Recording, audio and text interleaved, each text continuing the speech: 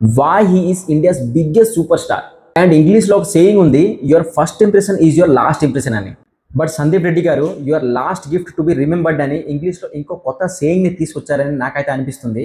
అది ఎలా అంటే, ప్రభాస్ అన్న బర్త్డేలో డార్లింగ్ ఫ్యాన్స్కి అందరికన్నా లాస్ట్ గిఫ్ట్ ఇచ్చిన పర్సన్ సందీప్ రెడ్డి గారు.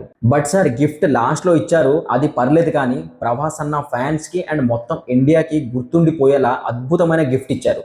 So your last gift always be remembered sir. ప్రోమోలో ఒక ఫోటో లేదు, పోస్టర్ లేదు, వీడియో లేదు, అస్సలు ఏమీ లేకుండా ప్రభాస్ అన్న జస్ట్ ఒక డైలాగ్తో సినిమాకున్న హైప్ని 100 times పెంచేశారు బ్రో. అది సందీప్ గారు వాంట్స్ టు ప్రూఫ్. ఎలాంటి ఫోటో పోస్టర్స్ లేకపోయినా జస్ట్ అన్న వాయిస్ ఉంటే చాలు అన్ని రికార్డ్స్ బద్దలైపోతాయని. That's why he's the India's biggest super star.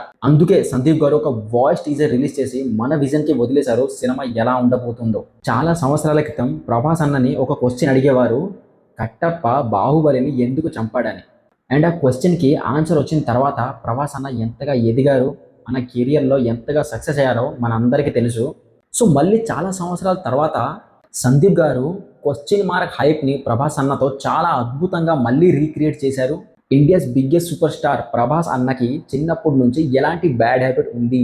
So ఈ క్వశ్చన్ అయితే ఖచ్చితంగా ట్రెండ్ అవబోతుంది. సో స్పిరిట్ సినిమాకి సంబంధించి ఎన్ని టీజర్స్ వచ్చినా, ట్రైలర్స్ వచ్చినా ఈ క్వశ్చన్కి ఆన్సర్ మనకి థియేటర్లోనే దొరుకుతుంది, ఇది మాత్రం గ్యారంటీ. సో సందీప్ రెడ్డి గారు మీ ఎగ్జిక్యూషన్కి 2 చేతులతో సెల్యూట్ సార్.